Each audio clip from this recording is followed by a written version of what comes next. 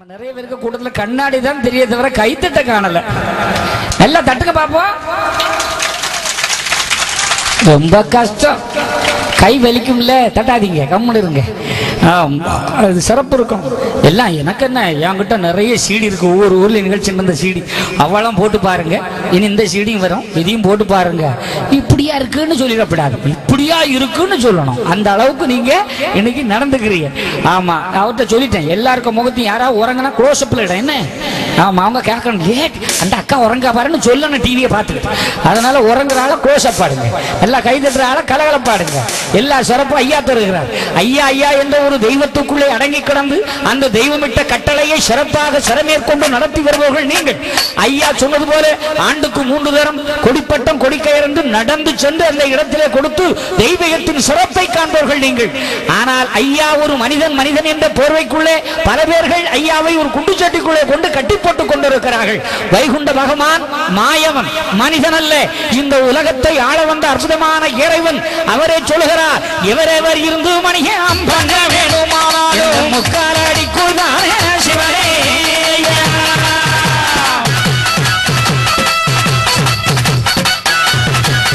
எவர் இருந்து மணியம் பண்ண வேண்டும் என்றாலும் இந்த முக்காலடி கூதானே. உலகத்தையே முக்கால் அடிக்குள் ஆண்டவன் பகவான். 3 அடி மண்ணு கேட்டா மகாவலி கிட்டே அவன் 3 அடி தானே எடுத்துக்கோன்னா. ஒரு அடியால் உலகத்தையும் இன்னொரு அடியால் ஐயா ஒரு கால உலகத்தை இழந்தான். இன்னொரு காலத்துல அன்னக பிறகு 2 இழந்தான். 3வது காலுக்கு இடமில்லையடா. மகாவலியின் தரையில் வைத்து அமைக்கிய வந்தான் இந்த வைகுண்ட சுவாமியை தவிர யாருக்கும் பாட்டனோ பூட்டனோ அல்ல. அவன் யாரு? பாட்டனோ பூட்டனோ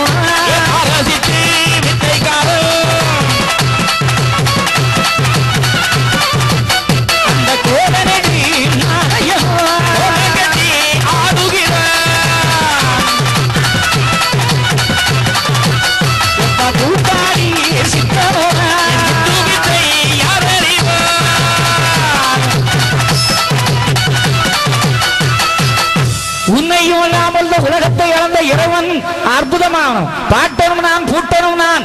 ஆனால் பாரசித்த வித்துக்காரன் சொன்னதும் தான் கடம்பங்குளத்தில் இருக்கிறான் தவிர யாருக்கும் பாட்ட அல்ல, யாருக்கும் பூட்டன் அல்ல. உங்கள் தெய்வம், உங்களை வாழ வைக்க வந்த தெய்வம், குருத்தோலை கால்நாட்டி குடிகளை எல்லாம் வாழ வைக்க வந்த அற்புதமான தெய்வம் தான் இங்கே இருக்கிறார். அவர் மனிதன் என்று பல பேர்கள் கதை கட்டி கொண்டிருக்கிறார்கள். அவன் யாரு? உங்களுக்கு வேலை செய்ய உலகில் வந்தேன் கண்ணு மக்கள்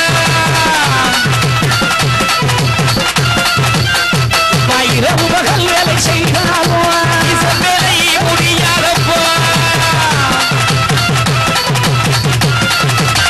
ராத்திரி பகலா வேலை செஞ்சாலும் என்னுடைய வேலை தீராது. நான் உங்களுக்காக வேலை செய்ய வந்தானே, ஆனா வேலை முடிஞ்சு போச்சா? இல்லையே இல்லையே. ராத்திரி பகலா செஞ்சாலும் இரவு பகல் வேலை செய்தாலும் ஈசன் வேலை முடியாது. ஆனா அவன் அறியாம இருக்கிறானே. நான் யாரு? 10 அவதாரம் பிறந்தேன் அவைகளை சொல் மகனே.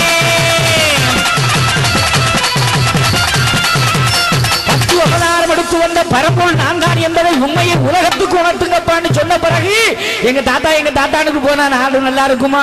இறைவனை உணர வைக்க வேண்டாமா? மனுமொழி என்று இதை சொல்லலாமா? கூடாது மக்கா, சிறப்பை கொடுங்கள். அந்த ஆளிலே மேல் பள்ளி கொண்டு அறிவார் இல்லை.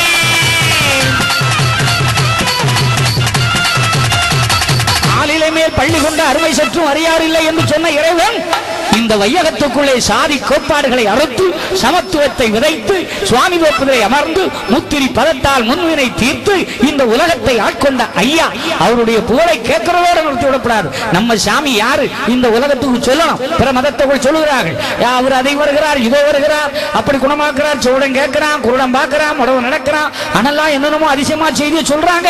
நடக்குதோ என்னவோ தெரியல. ஆனா நம்ம வைகுண்ட பழம்பொருள் அவரை தொட்டு பிடித்தவன் கெட்டதே கிடையாது. அது சிறப்பை கொடுத்துக் கொண்டிருக்கிறார்.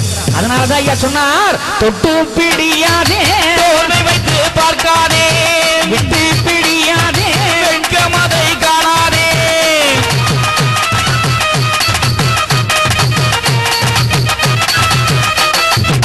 தொட்டு பிடியாதே தோர்வையில் காணாதே, விட்டு பிடியாத வெட்கமலை பாராதே.